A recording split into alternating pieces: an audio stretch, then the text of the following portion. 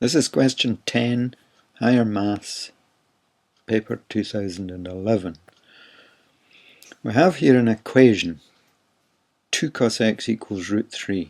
2 times cos x, and you get root 3. Now remember, cos x is basically just an unknown number. If you knew the angle, cosine of an angle, you get a number. So twice some unknown number is root 3. And as we normally do with equations, we could half both sides. A half of 2 cos x would be 1 cos x, and there's a half of root 3 over 2. So that's our first stage. Half both sides, cos x, we then know is root 3 upon 2. So let me just write that now here. Cos x equals root 3 upon 2. So the next stage, well, let's just take a step back and think what this means. The cosine of an angle is root 3 upon 2. Now root 3, maybe something 1.7 something divided by 2. There's a positive number there.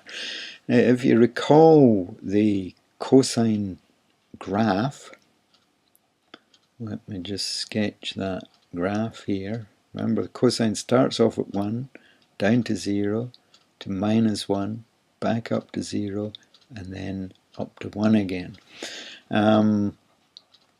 0 to 90 degrees, pi upon 2 radians, this is the first quadrant.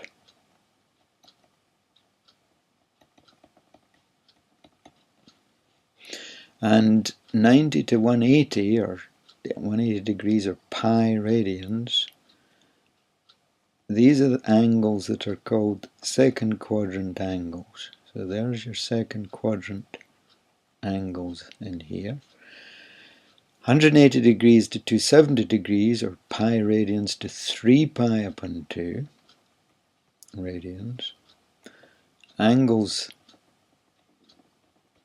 in this part of the graph be called third quadrant angles. And 270 degrees up to 360 degrees, or 3 pi upon 2 radians up to 2 pi radians. Remember, we're working in radians here. Think degrees, right radians. This is the fourth quadrant area of the cosine graph. And the cosine graph extends itself into angles larger than 2 pi radians and smaller than 0 radians, negative angles. So cosine of some unknown angle is a positive value. Now let's just remember that on the cosine graph, the height of points on the graph give you values of the cosine. This is y equals cos x graph. So heights of points on the graph tell you the values of the cosine. We want the cosine to be positive, so we're looking for points on the graph that are above this x-axis. That occurs here, not here. Cosine's negative for second quadrant angles, negative for third quadrant angles, and it happens here positive for fourth quadrant angles. So we're looking for an answer here that involves a first quadrant angle, an angle between 0 and pi upon 2 radians, and a fourth quadrant angle. That's an angle between 3 pi upon 2 and 2 pi radians. So let's just write this down here, that x is in, this is what we've discovered, is in the first or fourth quadrant. Either quadrant will do. Either of these two quadrants will do. So our next task is to find out what the first quadrant angle is. And remember, you're working in paper 1 where there's no calculators allowed, so you can't just put this into your calculator, do an inverse cosine and come up with the answer. So we need to look very closely at root 3 upon 2. This is an exact value, as it's called. We have a root 3, we have a 2.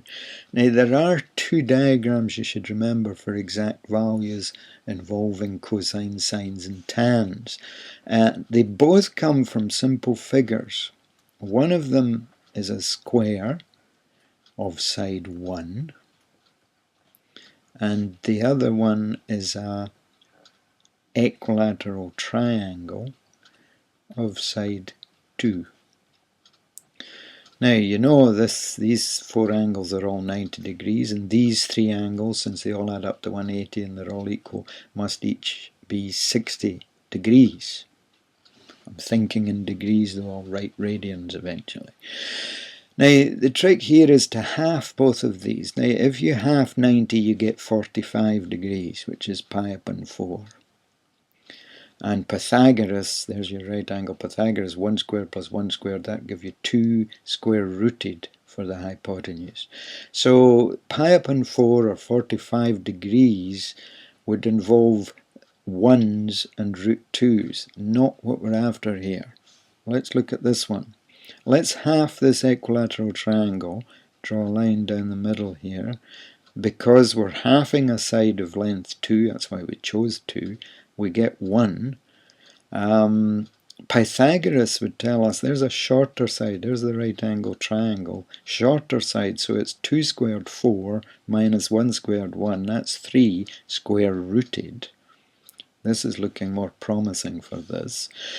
Angle size, remember we said this was 60 degrees, now that's pi upon 3. Remember, pi radians is 180 degrees, 180 divided by 3 is 60 degrees. So pi upon 3 radians. This angle here, half of 60 is 30 degrees. That's pi upon 6. 180 degrees divided by 6 is 30 degrees. So pi upon 6 radians. So this diagram is the one we're after. Remember, cosine is SOHCAHTOA. So we'd be talking about cosine being adjacent over hypotenuse. Adjacent over hypotenuse. So root 3 upon 2. Root 3 is the adjacent, 2 is the hypotenuse. Root 3 is the adjacent. So adjacent to this pi upon 6 angle, right next to it is a root 3. The hypotenuse is 2. So the cosine of pi upon 6 is root 3 upon 2. We've now discovered that the first quadrant angle, first quad angle, is pi upon 6 radians. That's 30 degrees. So 30 degrees along here, or pi upon 6 radians along here, that value is root 3 upon 2 presumably. And you'll notice in this diagram, if we start travelling from 0 along here, these values start coming down in the same way that these come down. It's a very symmetric diagram. If we travel backwards from 2 pi, so in other words, if we travel from 0 to pi upon 6, and we travel from 2 pi backwards, take away pi upon 6, we'll get exactly the same value. So this tells us that the actual values of x are this pi upon 6, which we were after, or 2 pi minus pi upon 6. 2 pi minus pi upon 6. So that's our two values. Some of you might well have been taught the diagram CAST, that the cosine's positive in the first quadrant because all sine, cos, tan are positive in there. Sine's the only one that's positive there. Tan's the only one that's positive there. The cosine is the positive one in there. Sine and tan are negative in the fourth quadrant. So we're looking for a first and a fourth quadrant angle. And since the first quadrant angle is pi upon 6, the fourth quadrant angle will be 2 pi minus pi upon 6.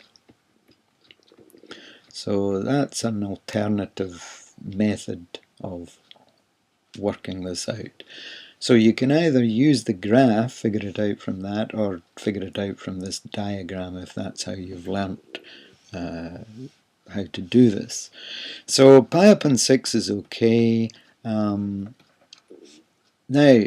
this needs worked out. We think in sixths, and 2 pi would basically be 12 pi upon 6. You think of this as 2 pi upon 1 multiplied by 6 top and bottom, you get 12 pi upon 6. So there's 12 lots of pi upon 6 for this, minus 1 lot of pi upon 6 would be 11 pi upon 6. 12 lots of pi upon 6 minus 1 lot of pi upon 6 is 11 lots of pi upon 6. So there's our two answers. If we look at the allowed answers here, A, B, C, D, we're looking for pi upon 6, that's the last two, or 11 pi upon 6. So that seems to be choice D that we're into there. So the answer to this question is choice D, pi upon 6 and 11 pi upon 6.